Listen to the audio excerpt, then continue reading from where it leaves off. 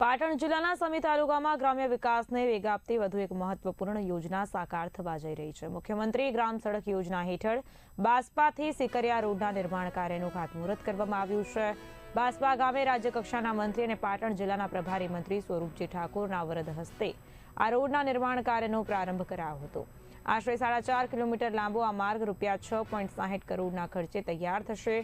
Road બનતા બાસ્પા અને સિકરિયા સહિત આસપાસના ગામોના લોકો માટે અવરજવર સુવિધા વધુ સરળ બનશે।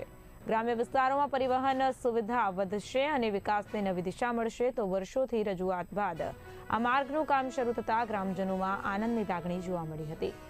પૂજા અર્ચના સાથે વિધિવત રીતે રોડના નિર્માણ કાર્યની શરૂઆત કરવામાં આવી।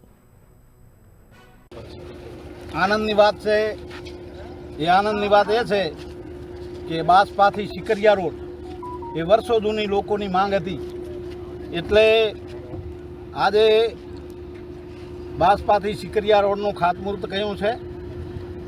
એમાં ધારાસભ્ય તરીકે હું સરકારશ્રીનો ખૂબ હૃદયપૂર્વક આભાર માનું છું। સાથે સાથે અમારે જિલ્લા પંચાયતના પ્રમુખ બેન હેતલબેને પણ એમાં સહયોગ કર્યો છે, એટલે ખૂબ આજે પ્રભારી મંત્રીને અહીંયા અમે બધા સાથે મળીને આ રોડનું ખાતમુહૂર્ત કર્યું છે અને વહેલી તકે આ રોડ એની ક્વોલિટી ક્વોન્ટિટી જળવાઈ રહે અને પૂરો થાય એના માટે એ આજે ખાતમુહૂર્ત કર્યું છે। અને લોકોને ખરેખર આ વર્ષો જૂની માંગ હતી એની સુવિધા મળશે અને લોકો એટલા બધા ખુશ છે કે અમારી આ ગુજરાત સરકારે ભૂપેન્દ્રભાઈ પટેલની સરકારે જે આ વર્ષો જૂની માંગ હતી એ રોડને પૂરો કર્યો છે। આવા એક નહીં પણ અનેક રોડોના ખાતમુહૂર્ત આજે હું કરવાનો છું। અહીંયા ગુજરવાડા પણ જવાનો, વાડીલાલ ડેમનો પણ આજે એ રોડનું પણ ખાતમુહૂર્ત કરવાનો છું। અહીંયા રાધનપુરમાં હતા એ 8 કરોડનું ત્યાં પણ ખાતમુહૂર્ત કરીને આવ્યા છીએ। એટલે અનેક રોડો જે રાજ્ય સરકારે આપ્યા છે, રાજ્ય સરકારનો ખૂબ હૃદયથી આભાર। ભારત માતા કી જય।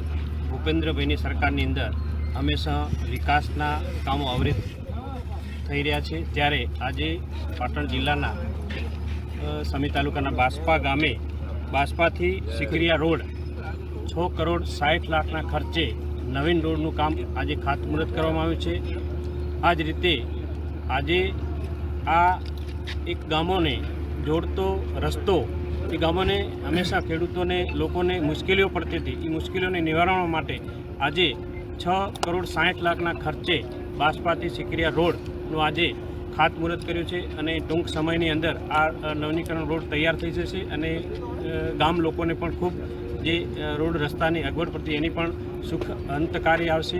અને આ જ રીતે આજે આવા અનેક કામો વિકાસના અવિરત ચાલુ જ રહે છે। એટલે આજે સૌ સાથે મળી અને જે ગામની વર્ષોથી માગણી હતી એ આજે ખાતમુહૂર્ત કરીને રસ્તાને પૂર્ણ કરી છે। હવે